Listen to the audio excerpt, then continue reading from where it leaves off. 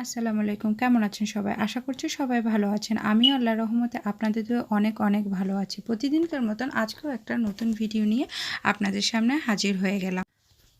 আর আমি সবসময় বলে থাকি আমার প্রত্যেকটার ভিডিওতে থাকে কিছু টিপস অ্যান্ড ট্রিক্স। আর সেই টিপস অ্যান্ড ট্রিক্সগুলো কিন্তু আপনারা দেখতে একদমই ভুলবেন না। গ্রামগঞ্জে কিন্তু প্রচণ্ড রকম ঠান্ডা পড়ে গেছে। আর এই ঠান্ডার কারণেই কিন্তু আজকের আমার এই ৩টে রেমেডি। এই ৩টে রেমেডি কিন্তু বাচ্চাদের ঠান্ডা, জ্বর, সর্দি, কাশি এগুলোকে নিয়ে আপনাদের খুবই উপকারে আসবে। ভিডিওটা একদম লাস্ট পর্যন্ত দেখবেন, তাহলে এই ৩টে রেমেডি আপনাদের বাচ্চাদের জন্য খুবই উপকার হবে। তাহলে আমি চলে যাচ্ছি প্রথম রেমেডিতে। এই রেমেডিটা থাকছে একটা মালিশ। আর এই মালিশের জন্য নিয়েছি আমি এখানে রসুনগুলো আমি একটু কুচি করে কেটে নিয়েছি। আর নিয়েছি কালো জিরা। আপনারা তো জানেন কালো জিরা কিন্তু বিভিন্ন রোগের ওষুধ। আপনারা দেখতে পাচ্ছেন আমি কিন্তু একটা পাত্রে গরম পানি দিয়ে দিয়েছি। আর গরম পানিটা বেশ খানিকটা ফুটতে শুরু করেছে। তার মধ্যে আমি এই স্টিলের পাত্রটা দিয়ে নিলাম। আর আপনারা কিন্তু এই তেলটাকে সিদ্ধ করবেন না, যে কোনো একটা পাত্রে দিয়ে চুলোতে সিদ্ধ করবেন না, এটা জাস্ট স্টিম করবেন এভাবে। তাহলে কিন্তু এটার গুণাগুণ বা ফলাফলটা খুব ভালো পাবেন। দেখুন আমার এটা হতে শুরু করছে আর এরকম বুদবুদি হতে শুরু করেছে। আর এই রেমেডিটা কিন্তু আপনারা বাচ্চাকে অনেক দিন সংরক্ষণ করে ব্যবহার করতে পারবেন। যখনই বাচ্চাকে ইউজ করবেন তখনই এটাকে জাস্ট একটু গরম করে আপনারা কিন্তু এটা ইউজ করতে পারেন। আপনারা এই কাজটা কিন্তু ওভেনেও করতে পারেন। দেখুন আমি কিন্তু এটা চুলো থেকে নামিয়ে নিয়ে এসেছি। আর এটা অল্প কুসুম কুসুম যখন গরম থাকবে তখন আপনারা বাচ্চার হাতে, পিঠে, পায়ে, তালুতে খুব ভালো করে ডলে দিতে পারবেন। তাতে বাচ্চা কিন্তু ঠান্ডা থেকে অনেকখানি মুক্তি পাবে।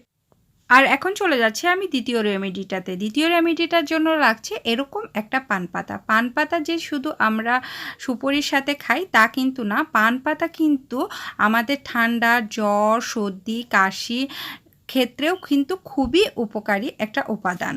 তারপর চুলোয় একটা ফ্রাই প্যান অথবা কড়াই দিয়ে নিতে পারেন। আর দেওয়ার পরে এই চুলোটা কিন্তু হালকা আঁচে জ্বলতে থাকবে। আর কড়াইটাও একটু করে গরম হতে থাকবে। আর সেই গরম কড়াইয়ে এই পানপাতাটা দিয়ে দিতে হবে। আর পানপাতাটা কালারটা এরকম গরম হয়ে আসলে এরকমটা চেঞ্জ হয়ে আসবে। পানপাতা যে শুধু খাওয়ার ক্ষেত্রে ব্যবহার হয় তা কিন্তু না। পানপাতায় রয়েছে প্রচুর পরিমাণে ওষুধি গুণসম্পন্ন একটা পাতা। এই পাতা যদি আপনারা সুপুরির সাথে না খেয়ে এমনি খেতে পারেন তাহলে কিন্তু অনেক রোগের চিকিৎসা হয়ে যায়। দেখুন এটার কালারটা কিন্তু চেঞ্জ হয়ে গেছে। আর আমি এটা চুলো থেকে নামিয়ে নিয়ে এসেছি। এটা কিন্তু বেশ গরম গরম অবস্থায় আছে। এই যে আমি প্রথম রেমেডিটাতে যে তেল বা মালিশটা বানিয়েছিলাম সেই তেলটাই আমি এখানে ইউজ করছি। এখানে শুধুমাত্র আপনারা কিন্তু সরিষার তেলটাও কিন্তু ইউজ করতে পারেন। আমার কাছে এটা বানানো ছিল তাই আমি দিয়ে দিচ্ছি। আপনারা চাইলে শুধুমাত্র সরিষার তেল দিয়েও আপনারা এই রেমেডিটা করতে পারেন। আর আজকে আমি যেহেতু ৩টা রেমেডি বানিয়ে দেখাবো সেহেতু আমি কিন্তু প্রত্যেকটা রেমেডির সাথে সাথে কিভাবে আপনারা বাচ্চাদেরকে অ্যাপ্লাই করবেন সেটা কিন্তু বলে দিচ্ছি। এই যে পানপাতা আর তেল আমরা মিক্সড করেছি এটা কিন্তু আপনারা আপনাদের বাচ্চাদের যে বুকের ছাতি রয়েছে সেই বুকের ছাতির উপর এই তেলের অংশ, এই পানপাতাটা এইভাবে একদম চ্যাপ্টা করে লাগিয়ে দিবেন। আর এই পানপাতাটা 2 থেকে 3 ঘন্টা রাখবেন। অর্থাৎ বাচ্চা যখন ঘুমোবে তখনই আপনারা এই কাজটা করবেন। একটা বাচ্চা স্বাভাবিকলি রাতে 2 থেকে 3 ঘন্টা কিন্তু ঘুমিয়ে থাকে।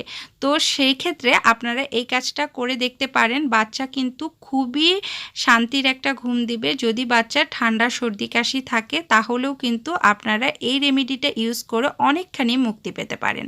এখন চলে যাচ্ছি আমি 3 নম্বর রেমেডিটাতে, যার জন্য লাগছে আমার কয়েকটা লং, আর 2টো এলাচ, আর 3-4 টুকরো এরকম রসুনের কোয়া, আর লাগছে 1 টুকরো আদা।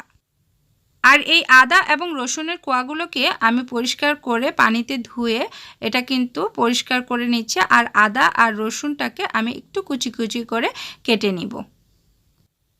এবার একটা ফ্রাই প্যান নিয়ে নিব। ফ্রাই প্যানের মধ্যে এই মশলাগুলো সবগুলোই দিয়ে দিব। আর দিয়ে দিব 2 কাপ পরিমাণে পানি। তারপর এটা চুলোয় দিয়ে দিব আর খুব ভালো করে এটাকে নাড়াচাড়া করে সিদ্ধ করে নিব। আর দেখতেই পাচ্ছেন এটার কালার কিন্তু অলরেডি চেঞ্জ হতে শুরু করেছে।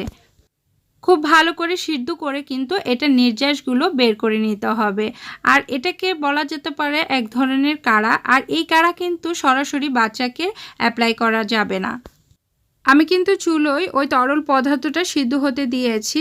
আর এখানে আমি একটা কমলালেবু ছিলে নিচ্ছি। এই যে কাড়া বা পানীয় এটা কিন্তু হয়ে গেছে, তো আমি একটা কাপে এটা ঢেলে নিচ্ছি। আর ঢালার পরে আমি যে পাশে কমলা লেবুটা ছিলে রেখেছিলাম, এই কমলা লেবু রসটা কিন্তু আমি চিপে এর ভেতরে দিয়ে দিব। বন্ধুরা, এখানে যেহেতু আদা, রসুন, লং এগুলো রয়েছে, তো এই কাড়াটা কিন্তু বাচ্চারা সরাসরি খেতে চাইবে না, সেহেতু এর সাথে একটু কমলা লেবু মিক্সড করে দিলাম। আর এই কমলা লেবুর কারণেই কিন্তু এই কাড়াটার স্বাদটা একেবারেই অন্য ধরনের হয়ে যাবে, তো বাচ্চারাও অনায়াসে এটা খেয়ে নেবে। বন্ধুরা, এটা কিন্তু আপনারা 1 বছরের উপরের বাচ্চাদেরকে দিবেন, 1 বছরের নিচের বাচ্চাদেরকে কিন্তু এই কাড়াটা কখনোই দিবেন না। বন্ধুরা, আপনারা যদি আমার এই রেমেডিগুলো ফলো করেন তাহলে অবশ্যই ঠান্ডা আসলে যে আপনাদের বাচ্চাদের ঠান্ডার একটা সমস্যা থাকে, জ্বর, সর্দি, কাশি, এগুলো থেকে মুক্তি পেতে পারেন। তো কেমন লাগলো আজকের আমার এই ভিডিওটা অবশ্যই কমেন্টস করে জানাবেন। Thank you everyone.